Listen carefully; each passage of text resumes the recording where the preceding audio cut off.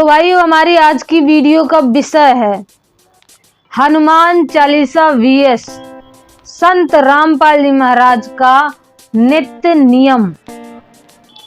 अब रामचरितमानस लिखने वाले का ये हाल है और राम की शरण में और हनुमान की शरण में रहने वाले का ये हाल है कि देवता, प्रेत, पितर, कर्म काल और सारे के सारे उसके ऊपर चढ़ बैठे हैं और उसको तोपों के तरीके उसके ऊपर प्रहार कर रहे हैं और बेचारा दर्द में कर्रा रहा है और ना रामचंद्र जी सुन रहे हैं और ना हनुमान सुन रहे हैं। अनेक औषधि, यंत्र, मंत्र, टोटका आदि किए। अब यंत्र, मंत्र, टोटका ये कोई भक्तों के लक्षण होते हैं? भगत तो टोटका आदि से दूर रहते। तुलसीदास के जो इतने दिन बाहुओं की पीड़ा रही है, बोलो सतगुरुदेव की जय। बंदी छोड़ कबीर साहेब की जय। बंदी छोड़ गरीबदास जी महाराज की जय। दादा गुरु रामदेवानंद जी महाराज की जय। बंदी छोड़ सतगुरु रामपाल जी महाराज की जय।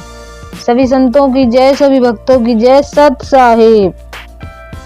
संतों की वाणी है अनमोल, इसे ना समझ सके अनमोल। साहेब ने भेद दिया सब खोल, आपनी सतलोक राजधानी का। कोई जगह पुरवल भाग सफल हुआ दिन जिंदगानी का। कोई जगह पुरवल भाग सफल हुआ दिन जिंदगानी का। श्री गुरु चरण सरोज रज, निज मन मुकुर सुधार। वर्णो रघुवर बिमल जस, जो दायक फल चार। बुद्धिहीन तनु जान के, सुमिरहु पवन कुमार।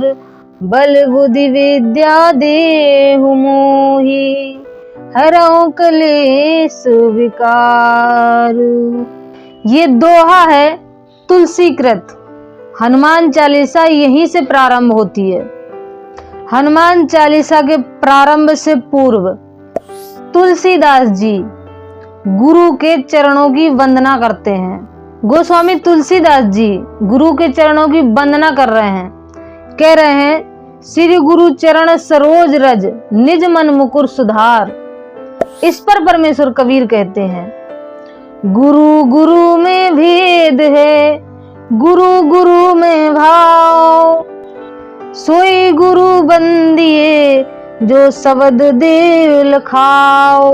अर्थात परमेश्वर कबीर कह रहे हैं कि जो गुरु शब्द की परख नहीं रखता हो, उसकी वंदना करने से कोई लाभ नहीं है। इसका साफ अर्थ निकलता है कि तुलसीदास जी जो वंदना कर रहे हैं उसका कोई लाभ नहीं। तो भाइयों, हमारी आज की वीडियो का विषय है हनुमान चालीसा वीएस संत रामपाल जी महाराज का नित्य नियम। एक तरफ है हनुमान चालीसा तुलसीदास जी महाराज जी द्वारा रचित और दूसरी तरफ है संत रामपाल जी महाराज का नित्य नियम। तो जानेंगे दोनों में कौन है अधिक शक्तिशाली, दोनों में कौन है अधिक पावरफुल, दोनों में से किसको पढ़ने से भक्तों को, शिष्यों को आध्यात्मिक लाभ होता है। एक तरफ हनुमान चालीसा है जिसके इष्ट देव हनुमान जी हैं और दूसरी तरफ नित्य नियम है जिसके इष्ट देव पूर्ण ब्रह्म, पूर्ण परमेश्वर, सारी सृष्टि के रचनहार कबीर परमेश्वर हैं। एक तरफ है हनुमान जी जो शराब बस वानर अवतार में हैं और रुद्र अवतार हैं बाबा भोलेनाथ के, और दूसरे तरफ हैं सत्य पुरुष कबीर साहब। तो अंतर साफ पता चल जाता है। एक तरफ है हनुमान जी जो जानकी माता द्वारा अष्ट सिद्धि के दाता हैं और दूसरी तरफ है पूर्ण ब्रह्म सतपुरुष कबीर जो 24 सिद्धियों के दाता हैं।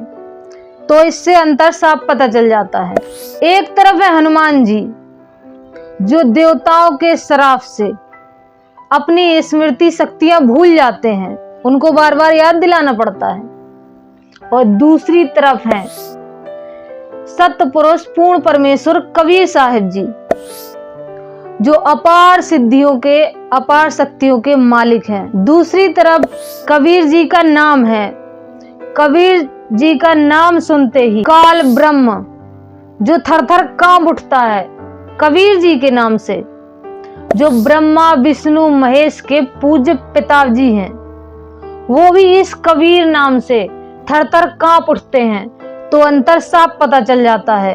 काल पीसे पीसना जो राहे पनिहार, ये दो असल मजदूर हैं मेरे सतगुरु के दरबार। ये दो मजदूर हैं कबीर साहिब के दरबार में, सतगुरु परमेश्वर कबीर साहिब के दरबार में। ये काल तो वहां मजदूर है, परमेश्वर का पानी भरता है। तो इससे अंतर साफ पता चलता है। भाइयों, इस वीडियो के देखने के बाद कुछ लोगों को बहुत बुरा लगेगा और बहुत मिर्ची भी लगेगी कि हनुमान चालीसा के बारे में ऐसा कैसे कह रही हैं। तो भाइयों, बने रहना वीडियो में और शांति से और दिमाग लगा के सुनना, प्रमाण भी आगे देंगे। एक तरफ है हनुमान चालीसा, जिसमें तुलसीदास जी दावा कर रहे हैं कि नासे रोग हरे सब पीरा, जपत निरंतर हनुमत बलवीरा। वो बात अलग है कि तुलसीदास जी का स्वयं का रोग ही ठीक नहीं हुआ। और दूसरी तरफ है संत रामपाल जी महाराज का नित्य नियम। नित्य नियम का ये गुटका है। अब हम देख लेंगे कि इस नित्य नियम को पढ़ने से क्या लाभ होंगे। शुद्ध पूर्वक नित्य पाठ करके आत्मा का कल्याण कर सके। इसके नित्य पाठ से आत्मा में दुष्कर्म त्यागने व भगवान चिंतन की शक्ति आती है। गरीबदास जी महाराज की वाणी स्वसिद्ध है। इसके नित्य पाठ से ज्ञान यज्ञ का लाभ होता है, जिससे आत्मा काम क्रोध मोह वश होकर मूर्छित पड़ी है, जो वाणी के पाठ करने से होश में आ जाती है। फिर परमात्मा का ध्यान सुमरण प्रभु गुणगान गुरु धारण करके काल के जाल से मुक्त हो जाती है। कुछ रोग भी वाणी के पाठ से कट जाते हैं। यदि पूर्ण संत से नाम दीक्षा लेकर विश्वास करके नित्य पाठ किए जाएं, परिवार में सुख धन वृद्धि कुछ कार्य भी सिद्ध हो जाते हैं। नाम जाप तथा वाणी के पाठ से होते हैं, क्योंकि यह ज्ञान यज्ञ है। अभी आपने जो सुना वो नित्य नियम के पाठ से वो लाभ अवश्य प्राप्त होते हैं, जिसका प्रत्यक्ष प्रमाण है। संत रामपाल जी महाराज के भक्तों को सारे लाभ प्राप्त हो रहे हैं। संत रामपाल जी महाराज के भगत नशा शराब गुटखा और सारी किसी भी प्रकार के व्यसन सबसे संत रामपाल जी महाराज के भगत दूर हैं। और भूत प्रेत तो संत रामपाल जी महाराज के भक्तों के पास भटकते तक नहीं। ये है नित्य नियम के पाठ करने का प्रत्यक्ष प्रमाण। एक तरफ है तुलसीदास जी द्वारा रचित हनुमान चालीसा, जिसमें तुलसीदास जी महाराज लिखते हैं, जो सतवार पाठ कर होई छूटई बंदी महासुख होई, जो यह पढ़े हनुमान चालीसा होए सिद्ध साखी गोरी सा। वो बात अलग है कि तुलसीदास जी महाराज की खुद बंद नहीं छूटी, उनको भी जन्म लेना पड़ा कलयुग में। जिला हासरत तुलसी साहिब के रूप में। और फिर रच दी उन्होंने रामायण, जिसका नाम है घट रामायण। तो तुलसीदास जी की बंदी नहीं छूटी, वो जन्म मृत्यु के चक्कर में पड़े हुए हैं। अब प्रमाणित बात करने का समय आ गया है। धीरज रखना, धैर्य रखना, घबराना नहीं। ये आध्यात्मिक मार्ग है, इसमें मोह में नहीं आना चाहिए। यथार्थ सत्य ज्ञान को समझकर स्वीकार कर कल्याण करवाना चाहिए। ये वही संक्षिप्त महाभारत प्रथम खंड गीता प्रेस गोरखपुर से छपा हुआ है। इसका हम लोग देखेंगे पेज नंबर 331 वन पर्व। और भीमसेन की और हनुमान जी की भेंट हुई और बातचीत हुई।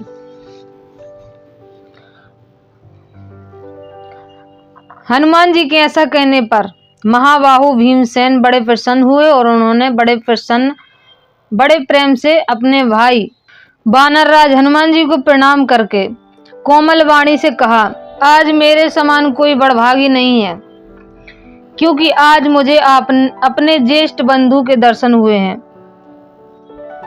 आपने बड़ी कृपा की है। आपके दर्शनों से मुझे बड़ा ही सुख मिला है, किंतु मेरी एक इच्छा है।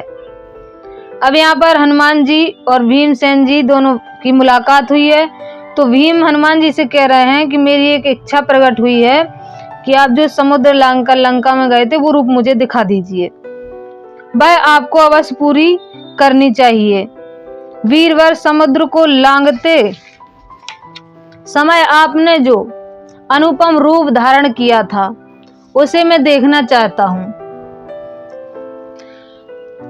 अब भीमसेन के ऐसा कहने पर हनुमान जी कहते हैं, भीमसेन के ऐसा कहने पर परम तेजस्वी हनुमान जी ने हंसकर कहा, भैया तुम उस रूप को देख नहीं सकोगे और ना कोई अन्य पुरुष ही उसे देख सकता है। अब हनुमान जी सत्यवादी हैं और हनुमान जी झूठ नहीं बोलेंगे। हनुमान जी इसीलिए यहाँ पर कह रहे हैं कि जिस रूप से मैंने समुद्र को लांघा था वो रूप तुम नहीं देख सकते, क्योंकि अब वो रूप मैं स्वयं भी धारण भी नहीं कर सकता हूँ और कोई पुरुष भी उस रूप को अब नहीं देख सकता। लेकिन इसके हट करने पर भीमसेन के हनुमान जी ने एक रूप दिखा दिया था, लेकिन ये वो रूप नहीं था जो हनुमान जी ने समुद्र लांघते समय धारण किया था। उस समय की बात ही दूसरी थी, अब वह है ही नहीं। सतयुग का समय दूसरा था तथा त्रेता और द्वापर दूसरा ही है। काल तो निरंतर क्षय करने वाला ही है। अब मेरा वह रूप है ही नहीं। पृथ्वी, नदी, वृक्ष, पर्वत, सिद्ध देवता और महर्षि ये सभी काल का अनुसरण करते हैं। प्रत्येक युग के अनुसार इनके देह बल और प्रभाव में न्यूनता अधिकता होती रहती है। इसलिए तुम उस रूप को देखने का आग्रह छोड़ दो। मुझ में तो युग युग के अनुसार बल विक्रम रहता है, क्योंकि काल का अतिक्रमण करना किसी के बस की बात नहीं है। अब सिद्ध हो गया कि देवता, महर्षि और पृथ्वी, पर्वत आदि ये सब और हनुमान जी ये सभी काल के बस में हैं। काल का अतिक्रमण करना किसी के बस की बात नहीं है।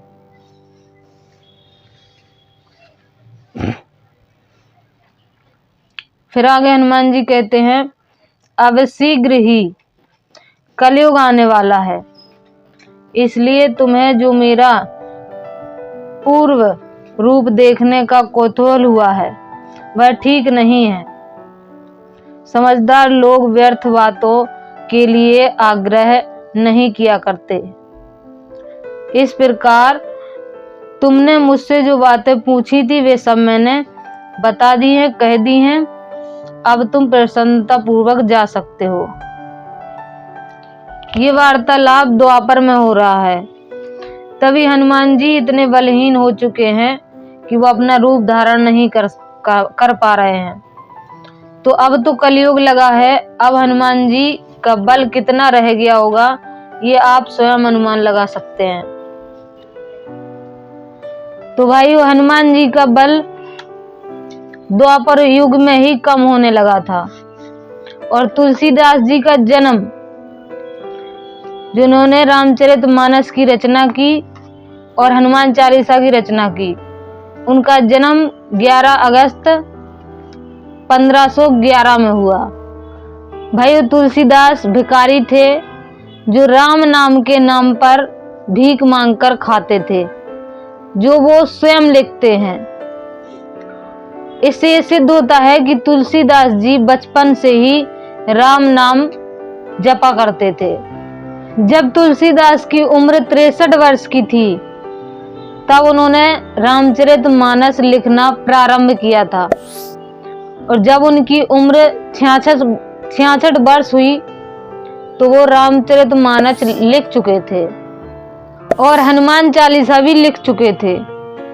इससे सिद्ध होता है कि वो लगातार राम नाम का जाप और राम नाम की कीर्तन भजन लगातार कर रहे थे। विक्रम संवत 1664 जब तुलसीदास जी की उम्र थी 96 वर्ष की, तब उनको रोग ने घेर लिया। वो बाहुओं की पीड़ा से पीड़ित हो गए तो उन्होंने एक और ग्रंथ की रचना की, हनुमान बाहुक। तो भाई तुलसीदास जी बचपन से ही राम नाम का जाप कर रहे थे और उनके कष्ट दिन पर दिन बढ़ते चले जा रहे थे। अब यहाँ पर इनका वो सिद्धांत फेल हो जाता है जहाँ पर इन्होंने हनुमान चालीसा लिखी और उसमें लिखा कि ना से रोग हरे सब पीरा, जपत निरंतर हनुमत बीरा। तो ये इनका सिद्धांत यहाँ पर फेल हो गया, क्योंकि जब उनको बाहुओं की पीड़ा हुई तो उनकी पीड़ा दिन प्रतिदिन बढ़ती चली जा रही थी। उनको इस हनुमान चालीसा से कोई भी लाभ नहीं हो रहा था, इसीलिए फिर उन्होंने आगे चल के हनुमान बाहुक की रचना की। उनको करनी पड़ी क्योंकि हनुमान चालीसा से उन्हें कोई लाभ नहीं हो रहा था। भाइयों, जो जिसका भगत होता है वो अपने इष्ट देव की बड़ाई पर बड़ाई, कलम तोड़ बड़ाई लिख देता है, लेकिन हकीकत तब सामने आती है जब उसके ऊपर स्वयं संकट आते हैं। कुछ ऐसा ही हुआ तुलसीदास जी के साथ। तो प्रमाण के लिए पहले हम देखेंगे रामचरितमानस। ऐसे रामचरितमानस है तुलसीदास जी द्वारा विरचित। इसका पेज नंबर देखेंगे 30 और दोहा नंबर देखेंगे 11 और चौपाई 1 2 3। जो कराल कलयुग में जन्मे हैं, जिनकी करनी कौए के समान है और वेश हंस सा है, जो वेद मार्ग को छोड़कर कुमार्ग पर चलते हैं, जो कपट की मूर्ति हैं और कलयुग के पापों के भांडे हैं। वेद में कहीं पर भी राम नाम का जाप नहीं लिखा है। ये वेद मार्गों को छोड़कर राम नाम का जाप कर रहा है, इसीलिए तुलसीदास जी लिख रहा है कि जो वेद मार्ग को छोड़कर कुमार्ग पर चलते हैं, अर्थात वेदों में राम का नाम नहीं है, जो राम नाम का जाप करते हैं वो कुमार्ग पर चल रहे हैं। जो श्री राम जी के भक्त कहलाकर लोगों को ठगते हैं, जो धन क्रोध और काम के गुलाम हैं और जो धिगाधी करने वाले, धर्म की झूठी ध्वजा फहराने वाले दम्भी, कपट के धंधों का बोझ ढोने वाले हैं। संसार के ऐसे लोगों में सबसे पहले मेरी गिनती है।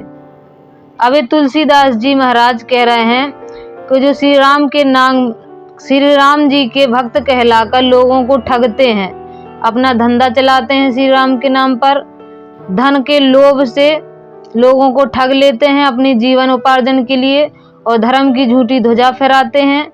संसार के ऐसे लोगों में सबसे पहले तुलसीदास जी कह रहे हैं मेरी गिनती है कि मैं राम के नाम पर लोगों को ठगता हूँ और राम के नाम पर अपनी जीवनी चलाता हूँ, राम के नाम पर खाता हूँ। यदि मैं अपने अवगुणों को कहने लगूं तो कथा बहुत बढ़ जाएगी और मैं पार नहीं पाऊंगा। इससे मेरा बहुत कम अवगुणों का वर्णन किया है, बुद्धिमान लोग थोड़े में ही समझ जाएंगे। अब तुलसीदास जी महाराज कह रहे हैं कि मेरे अवगुण इतने अधिक हैं कि मैं कहने लग जाऊं को पार नहीं पाऊंगा, इसलिए मैंने थोड़े बहुत अवगुण कहे हैं, इसमें बुद्धिमान लोग इतने में ही समझ जाएंगे। तो भाइयों, इस रामचरितमानस की तुलसीदास जी रचना भी कर चुके थे और राम नाम का जाप भी निरंतर कर रहे थे। उसके बाद भी तुलसीदास जी पर कितने कष्ट आए, अब उसको हम लोग देखेंगे। ये हनुमान बाहुक गोस्वामी तुलसीदास जी द्वारा कृत है, तुलसीदास जी द्वारा ये रचित है और सटीक गीता प्रेस गोरखपुर से ये छपा हुआ है। संवत 1664 विक्रम संवत के लगभग गोस्वामी तुलसीदास जी के बाहुओं में वाद व्याधि की गहरी पीड़ा उत्पन्न हुई। अब तुलसीदास जी रामचरितमानस भी लिख चुके थे, हनुमान चालीसा भी लिख चुके थे, जिसमें वो कहते हैं ना से रोग हरे सब पीरा जपत निरंतर हनुमत वीरा। फिर भी उनको ये पीड़ा उत्पन्न हो गई और फोड़े फुंसियों के कारण सारा शरीर वेदना का स्थान सा बन गया था। उनके सारे शरीर में फोड़े और फुंसियां हो गई, उनका सारा शरीर वेदना अर्थात दर्द में तड़फने लगा। औषध यंत्र मंत्र टोटका आदि अनेक उपाय किए। अब ये बचपन से श्री राम नाम का जाप कर रहे थे तुलसीदास जी महाराज, फिर भी उनको आराम नहीं लगा। हनुमान चालीसा का भी नित्य पाठ करते थे, फिर भी उनको आराम नहीं लगा, तो इनको औषधि भी लेनी पड़ी, यंत्र तंत्र टोटका आदि ये सब इनको करने पड़ गए, फिर भी इनको कोई आराम नहीं लगा। अब असली मंत्र तो वो होता है जिस मंत्र से ही आराम लग जाए, इन टोना टोटकों की जरूरत ही न पड़े। संत रामपाल जी महाराज के भगत आज जितने भी हैं, संत रामपाल जी महाराज द्वारा मंत्रों को जो दिए गए मंत्र हैं उनका जाप करने से ना तो उनको किसी तांत्रिक की जरूरत पड़ती है, ना टोने टोटके की मंत्र आदि की तांत्रिकों की किसी भी प्रकार की इनको जरूरत नहीं पड़ती। मंत्र से उनके सारे रोग दूर हो जाते हैं, वो है असली मंत्र। ये पहले ही कह रहा कि ये वेद को छोड़कर मनमाने आचरण कर रहा था। अनेकों उपाय किए किंतु घटने के बदले रोग दिनों दिन बढ़ता ही जाता था। अब मनमाने आचरण करोगे, वेद विरुद्ध साधना करोगे तो रोग घटने की जगह बढ़ेगा ही बढ़ेगा। प्रश्न नंबर 27 हनुमान बाहुक। अब पहले तो तुलसीदास जी महाराज ने बहुत बड़ाई लिखी हनुमान जी की, जब इनका कष्ट दूर नहीं हुआ तो अब देखो अब ये क्या लिखते हैं। तुलसीदास जी कहते हैं, आपका नाम लेने से संपूर्ण संकट और सोच मकड़ी के जाले के समान फट जाते हैं। बलिहारी, क्या आप मेरी ही बार बूढ़े हो गए हैं अथवा बहुत से गरीबों का पालन करते करते अब थक गए हैं, इसी से मेरा संकट दूर करने में ढील कर रहे हैं। अभी हनुमान जी को कह रहे हैं तुलसीदास जी महाराज कि सबके संकट काटते काटते कि आप थक गए हो, मेरी बार आप बूढ़े हो गए हो, जो मेरा संकट आपसे नहीं कट रहा, मेरा संकट नहीं आप काट रहे हो। तो इससे सिद्ध होता है कि इतनी बड़ाई करने के बाद हनुमान चालीसा और ये हनुमान बाहुक भी रचने के बाद तुलसीदास जी के संकट नहीं कटे, जो ये हनुमान जी को ऐसा लिख रहे हैं। साहिब स्वभाव कवि साहिबी संभालिए। अब ये हनुमान जी को साहिब लिख रहे हैं। अब पूर्ण परमेश्वर कबीर साहिब को तो ये जानते ही नहीं थे तुलसीदास जी, तो ये हनुमान जी को ही साहिब लिख रहे हैं और ये सोच रहे हैं कि हमारे संकट थोड़ा और मक्खन लगा दें तो हमारे संकट हो सकता है हनुमान जी ठीक कर दें। अब ये नहीं जानते ये कि हनुमान जी खुद ही बलहीन हो चुके हैं कलयुग के अंदर।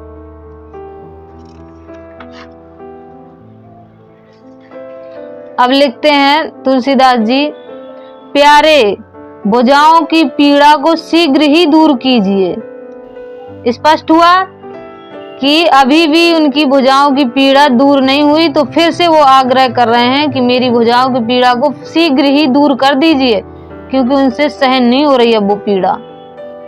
अब पढ़ेंगे प्रश्न नंबर 32, वही हनुमान बाहुक। सोचिए तो सही, तुलसीदास जी आपका दास है, इसको आपका भरोसा, आपका ही बल और आपकी ही आशा है। अत्यंत भयानक कलिकाल ने किसको बेचैन नहीं किया।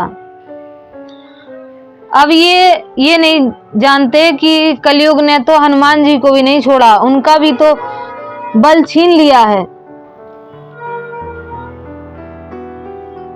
अब पेज नंबर देखेंगे 38। तुलसी की बाहु की पीड़ा पूतना पिशाचनी के समान है।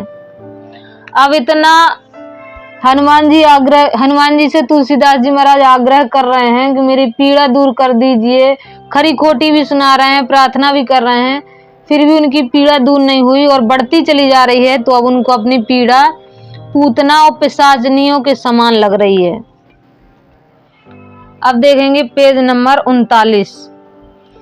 यह कठिन पीड़ा कपाल की लिखावट है या समय, क्रोध अथवा त्रिदोष का या मेरे भयंकर पापों का परिणाम है।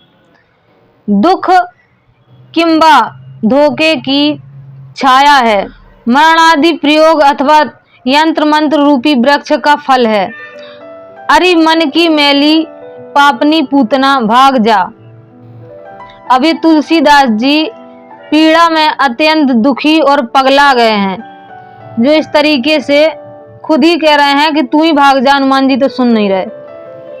जो बाहु की पीड़ा रहे तो मैं महाबलवीर बलवान हनुमान जी की दुहाई और सौगंध करता हूँ।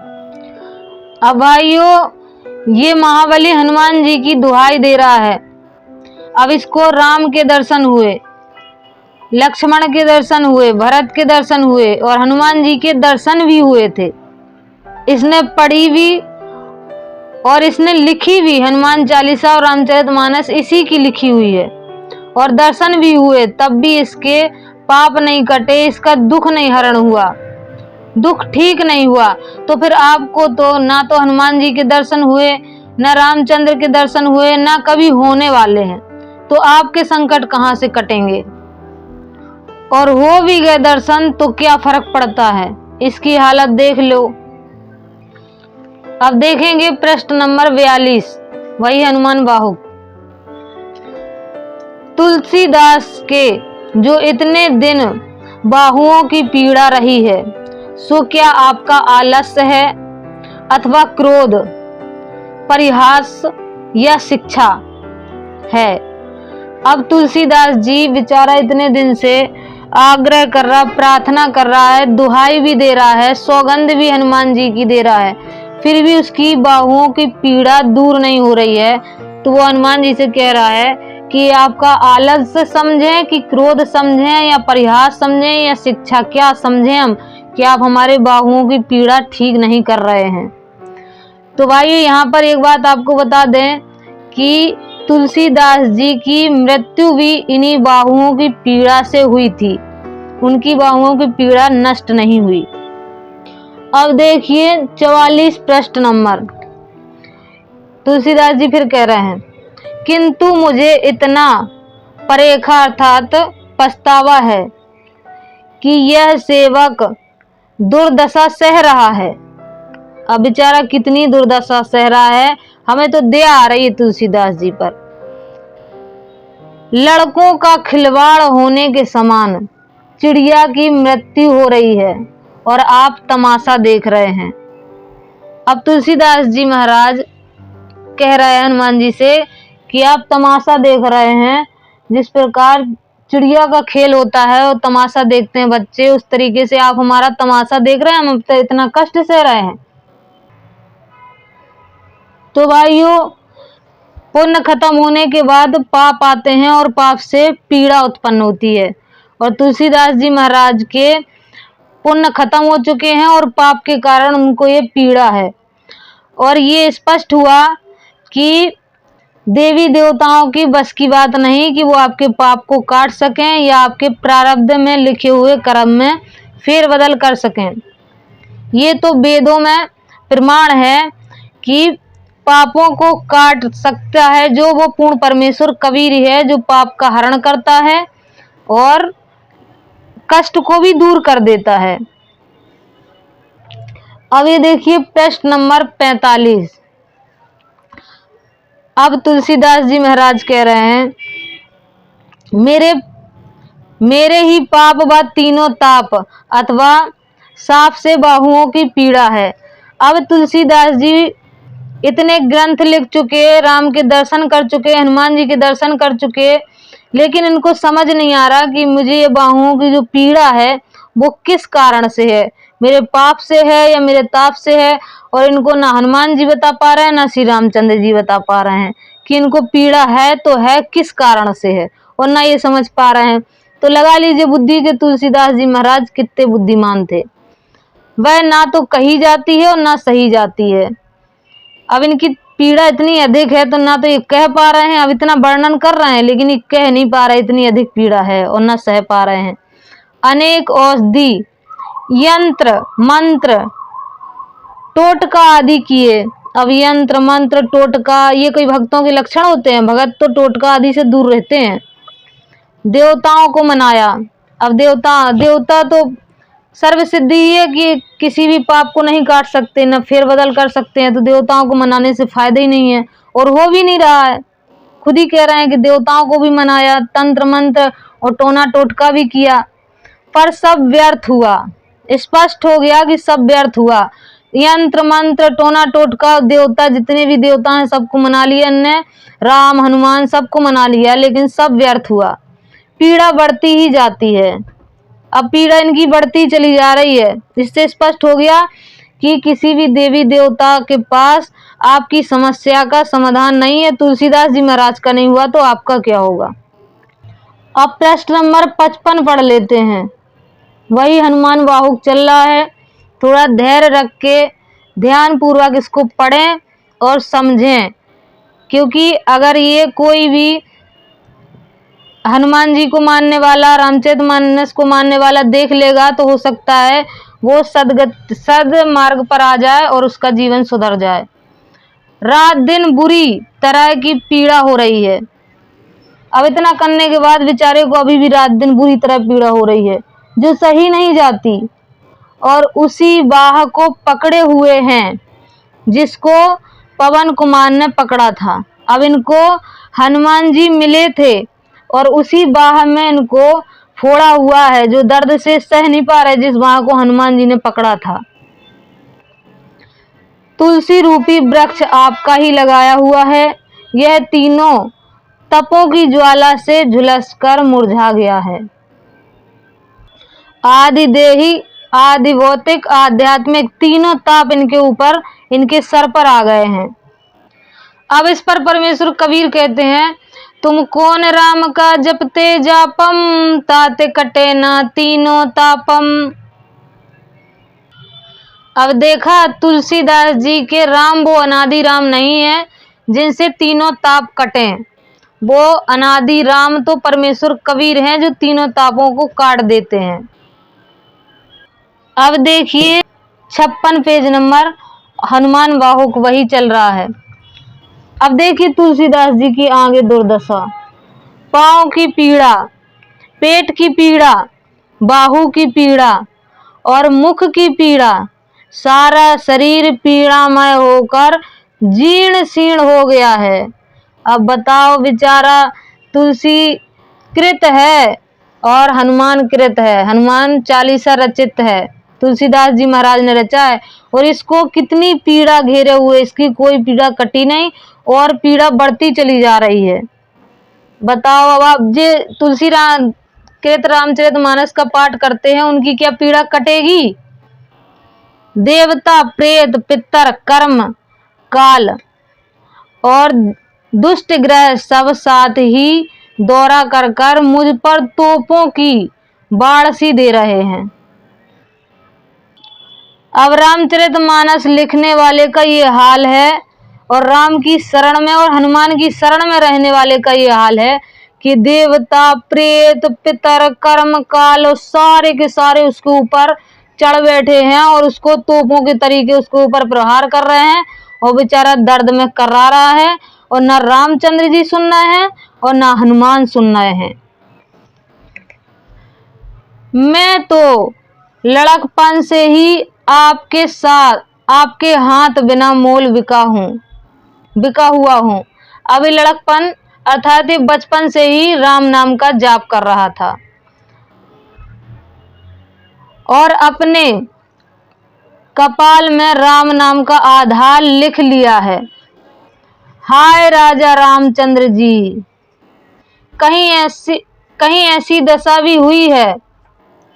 अब ये बेचारा कह रहा है, मैंने तो अपने कपाल में भी राम नाम लिख लिया है और मैं तो बचपन से लड़कपन से ही राम नाम का जाप कर रहा हूँ। अब हाय हाय राम कोई नहीं सुनने वाला इसकी ऐसी दशा हो गई कि इसकी दशा कोई सुनने वाला तक नहीं है। अब देखिए, मैं बाल अवस्था से ही सीधे मन में श्री रामचंद्र जी के सन्मुख हुआ, मुख से राम नाम लेता, टुकड़ा टुकड़ी मांगकर खाता था। अब स्पष्ट हो गया यहाँ से कि तुलसीदास जी महाराज बाल्यावस्था से ही राम नाम का जाप कर रहे थे और भीख मांगकर खाते थे, और बचपन से ही बुढ़ापे तक 96 वर्ष की आयु तक उन्होंने राम नाम का जाप किया, राम नाम की भक्ति की, कीर्तन की और रामचरितमानस की रचना की, पढ़ी भी। फिर भी उनको कितना अधिक कष्ट है। तो आज जो रामचरित का मानस का पाठ कर रहे हैं, उनकी कितनी दुर्दशा होने वाली है वो खुद ही अपना दिमाग लगा ले यहाँ पर। अब पढ़ेगी प्रश्न नंबर 60। इसी से शरीर में से भयंकर बड़तोर के बहाने रामचंद्र जी का नमक फूट फूट कर निकलता दिखाई दे रहा है। अब ये हनुमान जी फेल हो गए यहाँ पर। पहले हनुमान जी को इसने खूब मक्खन लगाया कि हनुमान जी हो सकता है मेरी मदद कर दें, तो हनुमान जी को मक्खन लगाया, और हनुमान चालीसा भी यहाँ पर इसकी फेल हो गई, क्योंकि ना तो हनुमान जी से इसको आराम लगा, ना हनुमान चालीसा से इसको आराम लगा। अब फिर से आकर ये श्री राम पर अटक गया, फिर से श्री राम से प्रार्थना करने लगा, और ये अब कह रहा है, स्वीकार कर रहा है कि मैंने जो राम नाम के नाम पर मांग मांग के खाया है, वो राम नाम का वो नमक फूट फूट कर फोड़े में से बह रहा है। मेरा फोड़ा नहीं फूट रहा है, वो राम नाम का जो नमक खाया था वो मेरा बहता हुआ इसे प्रतीत हो रहा है इसको। सब लोग मुझको झूठा सच्चा राम का ही दास कहते हैं, और मेरे मन में भी इस बात का गर्व है कि मैं रामचंद्र जी को छोड़कर ना शिव का भक्त हूँ ना विष्णु का। शरीर की भारी पीड़ा से विकल हो रहा हूँ, इसको बिना रघुनाथ जी के कौन दूर कर सकता है। अब इति सिद्धम कि यहाँ पर हनुमान जी भी फेल हो गए, और ये फिर से राम पर आकर अटक गया कि राम के अलावा मेरा कौन दूर कर सकता है। अब देखिए, ये प्रश्न नंबर 64, ये आखिरी दोहा है। इसमें देखिए तुलसीदास जी क्या कहते हैं। मैं विनती करता हूँ, मुझे यह समझा दीजिए कि आपसे क्या नहीं हो सकता, फिर मैं भी यह जानकर चुप रहूंगा कि जो बोया वही काटता हूँ। अब इससे स्पष्ट हो गया कि तुलसीदास जी महाराज को यही नहीं समझ में आ रहा कि इनको जो बाहुओं की पीड़ा है, जो शरीर में दुख है, वो किस कारणवश इनको दुख है। और ये उनसे पूछ रहे हैं श्री रामचंद्र जी से कि मुझे ये बता दीजिए कि मुझे किस कारण से ये दुख हो रहा है। तो इससे स्पष्ट हुआ कि अंततः तुलसीदास जी महाराज को ना तो बाहुओं की पीड़ा से आराम मिला, और 15 साल तक इन्होंने बाहुओं की पीड़ा का कष्ट सहा। उसके बाद इनकी पीड़ा में ही इनकी मृत्यु हुई। तो भाइयों, ये तो था हनुमान चालीसा, जो तुलसीदास जी महाराज ने रचा था और लिखा था कि नासे रोग हरे सब पीरा, जपत निरंतर हनुमत बलबीरा। तो तुलसीदास जी महाराज का ही नासे रोग नहीं हुआ, तुलसीदास जी महाराज का ही रोग नहीं कटा वहां पर। तो यहाँ से हनुमान चालीसा पूर्णतः फेल होती है। अब चलते हैं दूसरी तरफ है संत रामपाल जी महाराज का नित्य नियम, जिसकी प्रत्यक्ष जानकारी हम आपको देंगे। हमारे पूज्य गुरु जी जगत गुरु तत्वदर्शी संत रामपाल जी महाराज, हमारे दादा गुरु स्वामी रामदेवानंद जी महाराज, और हमारे परदादा गुरु पंडित चिदानंद जी महाराज, जिनकी ये सत्य घटना है। हमारे परदादा गुरु पंडित चिदानंद जी महाराज काशी विद्यापीठ के पढ़े हुए विद्वान थे, संस्कृत के आचार्य थे, चारों वेद उनको कंठस्थ याद थे और वैद्य भी थे, जिनका आश्रम गांव गोपालपुर धाम, जिला सोनीपत, हरियाणा में आज भी है। संस्कृत के पूर्ण विद्वान होने के बाद हमारे परदादा गुरु चिदानंद जी महाराज अपने गुरुदेव के पास पहुंचे। संत गंगेश्वरानंद जी महाराज गांव वाजिदपुर, दिल्ली, परदादा जी के गुरु थे। हमारे परदादा गुरु चिदानंद जी महाराज गंगेश्वरानंद जी महाराज के पास पहुंचे तो उन्होंने सुबह सुबह नित्य नियम का गुटखा चिदानंद जी महाराज को दिया और कहा कि बेटा नित्य नियम का पाठ कर ले। तो स्वामी चिदानंद जी महाराज ने उस गुटखा को खोला नित्य नियम के और उसमें देखा कि उसमें लिखा है, गरीब नमो नमो सतपुरुष को नमस्कार गुरु की नहीं। तो उन्होंने उल्टा रख दिया। तब उनके गुरुजी ने पूछा कि बेटा ये क्या, तूने नित्य नियम क्यों नहीं किया? तो पंडित चिदानंद जी महाराज बोले कि ये कोई विद्वानों की भाषा है, ये कोई संस्कृत है, ये तो ऊट पटांग भाषा है, ये हम नहीं पढ़ेंगे, कह के और वो वहां से चले गए। अर्थात उन्होंने नित्य नियम नहीं किया और जाकर स्वाध्याय करते थे, गीता आदि का पाठ किया करते थे। तब स्वामी गंगेश्वरानंद जी महाराज ने परमात्मा से प्रार्थना की कि हे सतपुरुष, हे परमेश्वर, इस बच्चे को राह दिखाइए, ये तो काल के मुख की ओर चला गया है। उसके बाद चौथा दिन ही बीता था कि दादा गुरु स्वामी चिदानंद जी महाराज को पूरे शरीर में कोढ़ लग गया और कोढ़ लगने के कारण उन्होंने कई वेदों को दिखाया, कई औषधियां ली, क्योंकि वो भी वैद्य थे तो उन्होंने स्वयं भी कई वेद औषधियां अपने ऊपर यूज की, अपने ऊपर प्रयोग की, लेकिन उनको कोई लाभ नहीं हुआ। क्योंकि वो विद्वान थे तो उन्होंने स्वाध्याय किया, वेदों मंत्रों का उच्चारण किया, हवन यज्ञ आदि किए और सियाणों को भी दिखाया, लेकिन उनको कोई लाभ नहीं हुआ।